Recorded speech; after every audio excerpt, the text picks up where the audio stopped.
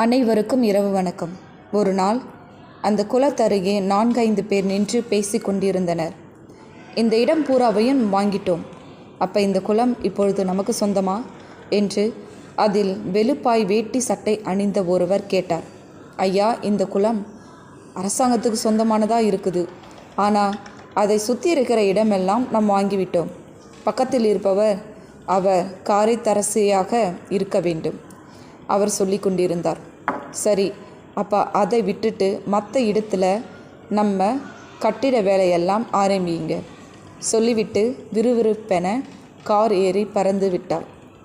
இந்த குளத்தை சுற்றியுள்ள பறவைகளும் மீன்களும் எதை பற்றியும் அறியாமல் மிக சந்தோஷமாக இருந்தன.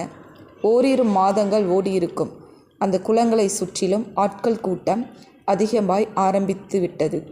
அந்த இடத்தில் பெரிய ஹோட்டல் ஒன்று கட்டப்போவதாகவும், அதனால் அந்த இடத்தில் பிரம்மாண்டமாக ஒரு கட்டிடம் வரப்போவதாகவும், அதை கட்டுவதற்காக கட்டுமான பொருட்கள் அந்த இடத்தை சுற்றிலும் போடப்படும், காவலும் போடப்படும். கட்டிட வேலை செய்ய ஆட்களும் அங்கு குடியமர்த்தப்பட்டனர். இதனால் அந்த இடம் சந்தடியால் சூழப்பட்டு அந்த குளத்தை சுற்றியுள்ள பறவைகளுக்கும் உயிரினங்களுக்கும் பெரும் துன்பமாகிவிட்டது. அது மட்டுமல்ல, அங்கு நன்றி, வணக்கம். Please subscribe my channel and share, like.